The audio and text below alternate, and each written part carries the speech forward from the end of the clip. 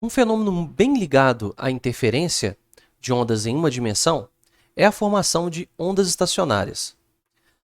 Para compreender bem esse fenômeno, vamos pensar naquela situação bem simples de uma pessoa sacudindo uma corda com uma das suas extremidades fixa numa parede, por exemplo. Já sabemos bem o que acontece nessa situação. Caso essa pessoa emita um pulso de onda nessa corda, este pulso irá se propagar ao longo da corda. Quando encontrar esta extremidade fixa, esta barreira, ela sofrerá uma reflexão e esta reflexão gerará uma inversão de fase neste pulso. Ou seja, se vier um pulso com um pico para cima, após a reflexão, este pico ficará voltado para baixo. Mas imaginemos que esta pessoa não emita só um pulso, mas que ela emita uma sequência de pulsos vibrando seus braços para cima e para baixo numa determinada frequência. O que nós veremos é uma sequência de pulsos sendo emitidos e sendo refletidos, consequentemente, tendo sua fase invertida. Vamos ver isso aqui num videozinho. Vejamos aqui nessa simulação o que acontece. Ao chacoalharmos a corda numa determinada frequência, teremos uma sequência de pulsos formando o perfil de uma onda periódica, como a gente pode ver aqui.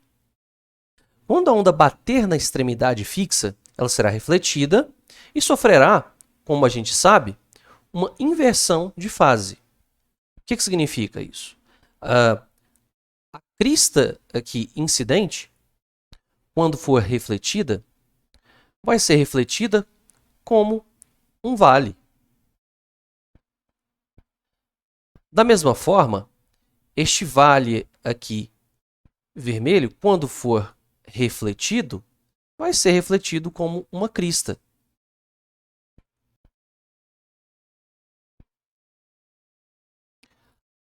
E em que, então, mostra a parte vermelha da onda seria a onda incidente, e agora a parte azul representa a parte que foi a onda refletida.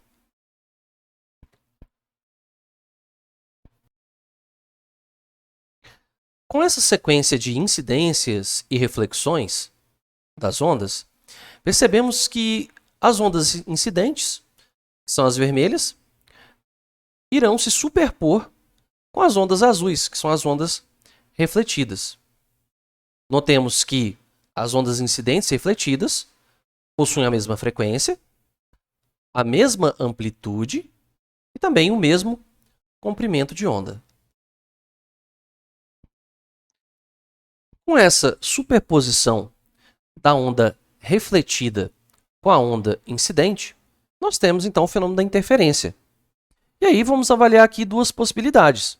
A gente sabe, quando a crista da onda vermelha, que é a onda incidente, se encontrar com a crista da onda azul, que é a onda refletida, nós teremos a seguinte situação. Olha só. Pausei. Olha aqui, elas se encontraram. Elas, então, vão se somar, formando uma onda resultante com o dobro da amplitude, uma vez que as duas têm a mesma amplitude, formando este perfil aqui para a onda resultante. É uma amplitude, né, que é o dobro, ou seja, que é a soma das duas ondas. Né? Ela tem o dobro de tamanho. Mas nesta mesma região onde duas cristas se encontraram, pode também haver um encontro de dois vales. Vejamos. Vou aqui despausar. Então veja que nessa região, olha só. Aqui. Bem nesta mesma região onde vimos duas cristas se encontrando, temos também encontro de dois vales. Isso também gerará uma interferência construtiva. E agora, a amplitude vai estar agora aqui para baixo com o dobro de tamanho na onda resultante. Veja bem. Porém, da mesma forma que duas cristas e dois vales se encontram, nós teremos momentos em que haverá o encontro da crista da onda incidente com o vale da onda refletida, e vice-versa. formando isso aqui, ó. Vou tentar pausar bem no momento que isso ocorre. Aqui, acho que conseguimos.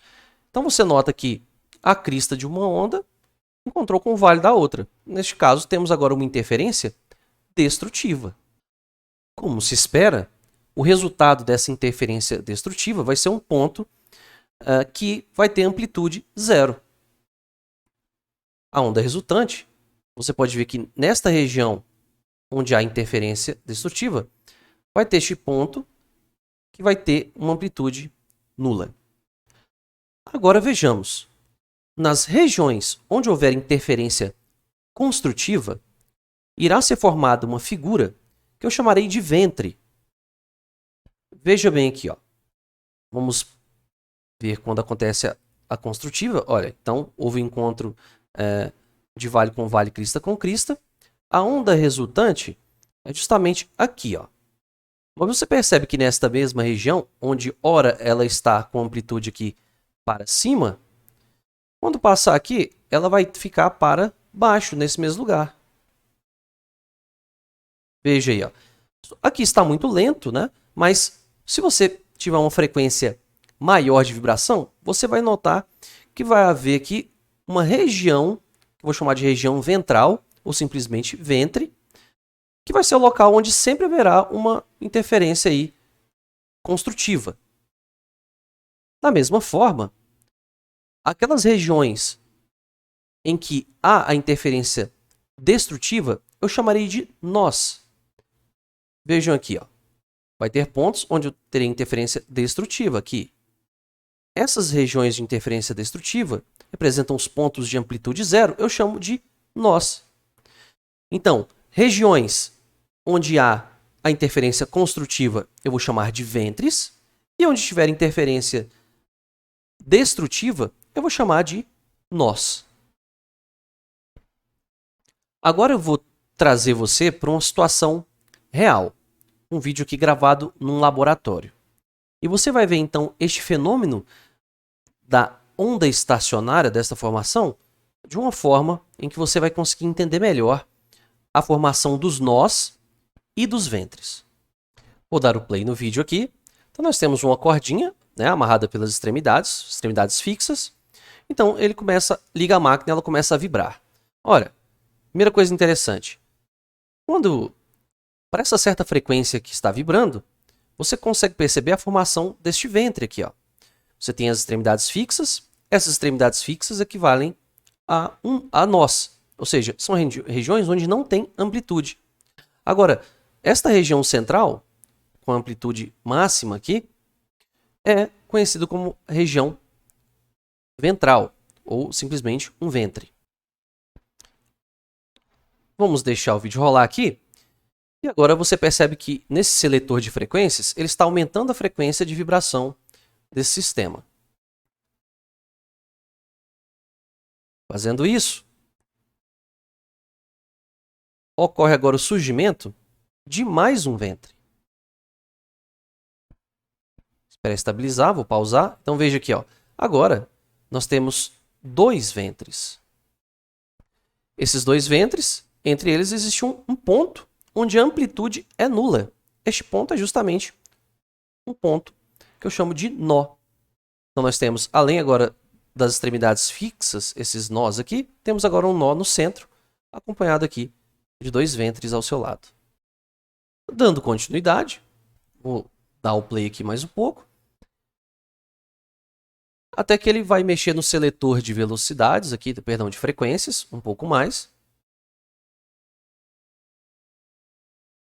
até que nós encontremos um outro padrão de onda estacionária. Onde agora nós teremos a formação de mais um ventre. Veja aqui, ó, agora temos perfeitamente aqui, dá para visualizar que nós temos 3 ventres. E agora surgiu entre eles aqui mais um nó. Então agora nós temos 4 nós, regiões de amplitude zero, e 3 ventres.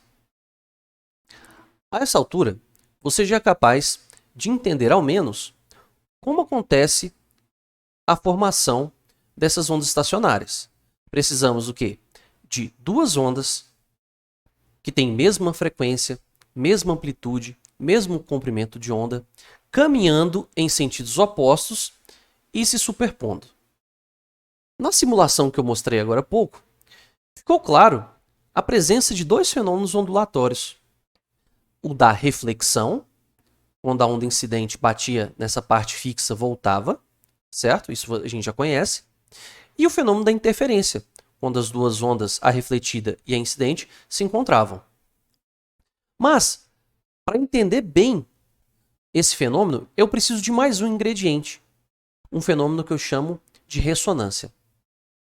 Embora a ressonância seja um tema a ser estudado num vídeo posterior, mais especificamente quando tratarmos da acústica, nós podemos entendê-lo aqui de maneira bem breve, bem grosseira, que ele é um fenômeno que ocorre quando dois sistemas vibram numa mesma frequência. Neste caso, vamos pensar o seguinte, consideramos que todo sistema possui uma frequência chamada frequência natural de vibração. Nesse caso, esse sistema que eu estou considerando é esta corda. Quando a frequência de vibração oferecida pela fonte, que faz essa cordinha vibrar aqui, coincide com a frequência de vibração de um sistema, a gente diz que eles entraram em ressonância. E no caso, quando essa coincidência for justamente a frequência natural de vibração do sistema, ocorre a formação da onda estacionária, que vai ter um determinado padrão de vibração. Acontece que um sistema possui, em geral, mais de uma frequência natural de vibração. Eu chamo cada um desses modos de vibração como os modos normais de vibração. Assim, toda vez que a fonte aqui vibrar numa frequência que coincida com alguns dos modos normais de vibração desse sistema, que é a corda, teremos, para cada modo de vibração, um padrão diferente de onda estacionária. Ora, você viu nesse vídeo exatamente isso. Você viu que o primeiro padrão de vibração apresentado aqui é com a formação deste ventre. E aí, quando ele foi selecionando uma outra frequência, este padrão deste modo normal de vibração, ele desapareceu. E você nota que aqui não há formação de nenhum modo de vibração conhecido pelo sistema. Por quê? Porque neste momento a frequência que ele está escolhendo não coincide com o modo normal de vibração do sistema. Logo, o sistema precisa de entrar em ressonância com a frequência da fonte, e para que ocorra aquele padrão conhecido como onda estacionária, tem que ser uma frequência muito específica, não pode ser qualquer frequência. E aí, quando ele foi encontrando aqui a frequência correta, quando ajustou, quando ele chegou lá, você vê a formação do segundo padrão de onda estacionária. E aí, mais para frente, ocorre a mesma coisa. Ele vai aumentando aqui o seletor de frequências, a frequência.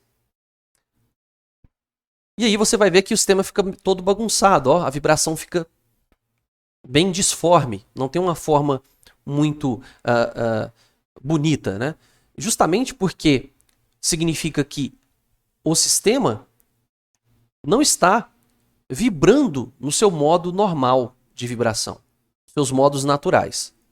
E aí, mais para frente, ele consegue achar perfeitamente a frequência, formando o nosso terceiro modo de vibração, com 3 ventres. Então vejamos.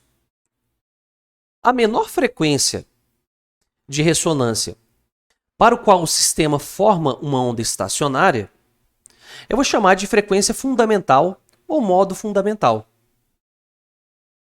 Então aquele primeiro que é formado aqui, que tem apenas um ventre, está numa frequência notavelmente menor, né? Mas é a menor frequência para a qual ocorre o fenômeno da formação desse ventre. Olha aqui, aqui dá para ver bem perfeitamente. Este aqui eu chamo de modo fundamental de vibração. Agora, quando eu coloco no segundo modo normal de vibração, surgem agora 2 ventres. Quando eu coloco no terceiro modo normal de vibração, surgem aqui 3 ventres. E assim por diante. Vou abrir um pouco de espaço aqui agora. Colocar uma figura para a gente fazer um estudo mais detalhado sobre esses modos normais de vibração. Então aqui eu tenho uma figura que representa esse experimento que vocês acabaram de ver, em que aqui mostra alguns modos normais de vibração. 3 deles vocês viram durante o vídeo. O modo fundamental, com um ventre, o segundo modo, com 2 ventres, e o terceiro com 3 ventres. E aí você nota que o nome do modo em questão coincide com o número de ventres formados no padrão de interferência da onda estacionária. Então nós temos aqui n igual a 1 para um ventre, n igual a 2 para 2 ventres, n igual a 3 para 3 ventres, e assim por diante. Seguindo esse raciocínio, nós podemos encontrar tanto o comprimento de onda referente aos modos de vibração, quanto a sua frequência. E é isso que a gente vai fazer aqui agora. A primeira coisa a ser notada em qualquer uma dessas situações aqui, em qualquer um desses modos, é que a distância entre 2 nós é sempre equivalente, é sempre igual a meio comprimento de onda. Veja bem aqui, nessa primeira situação, os 2 nós estão nas extremidades fixas, e você pode notar então que essa distância aqui, né, entre um nó e outro, é meio comprimento de onda. Se você não consegue ver, se você prolongasse esta onda para fora, você teria aqui um comprimento de onda inteiro. Então, aqui dentro, nessa circunstância, caso somente meio comprimento de onda, nesse primeiro modo. Este padrão fica mais claro no segundo modo. Você vê aqui que eu tenho entre este nó e este aqui, exatamente meio comprimento de onda. Veja bem. Um comprimento de onda seria tudo isso aqui, todo esse pedaço. A mesma coisa também na terceira situação e assim por diante. Entre este nó e este, eu tenho meio comprimento de onda. Entre este e este, eu tenho mais meio comprimento de onda. E assim por diante.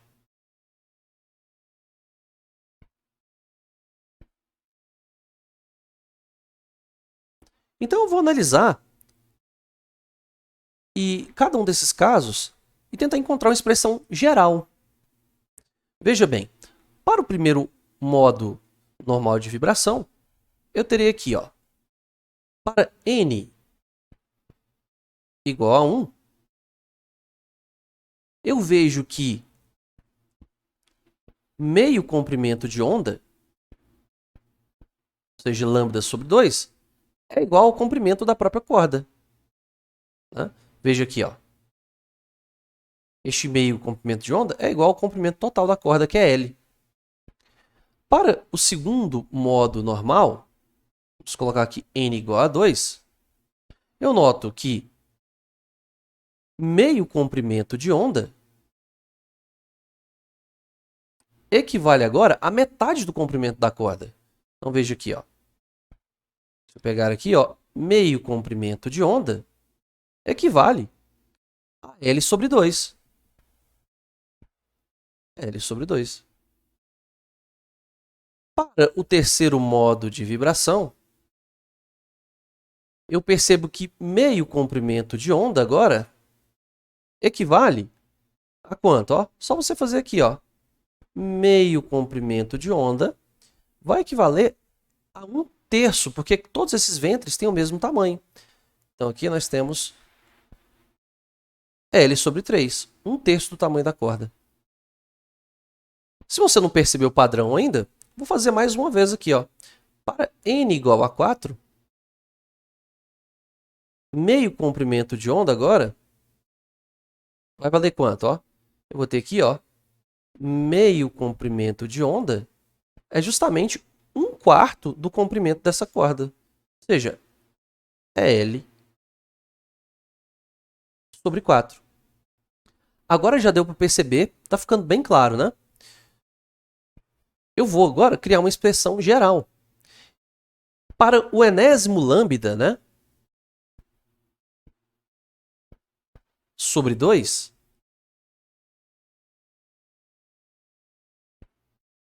eu teria aqui L dividido por N, onde N representa o número do modo normal. Então, aqui nós temos L por 1. No 2, eu tenho L por 2. No 3, eu tenho L por 3. No 4, L por 4. E assim por diante. Então, aqui vai ficar L sobre N. Por fim, eu posso dizer, então, que o comprimento de onda do enésimo modo de vibração vai ser 2L, passei o 2 multiplicando para lá, sobre N.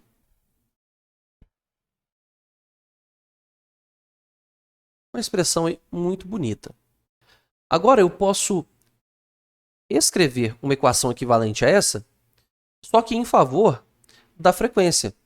Eu faço isso utilizando a equação fundamental da ondulatória. Então, eu sei que, por esta equação, que a velocidade de propagação da onda é o comprimento de onda lambda vezes a frequência.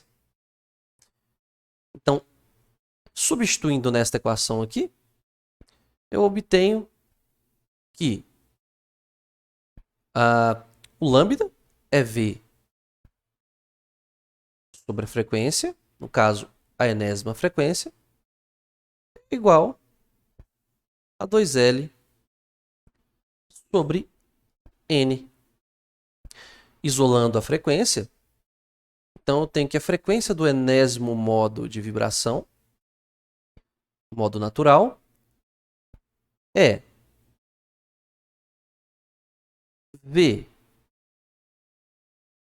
sobre 2L vezes o enésimo modo.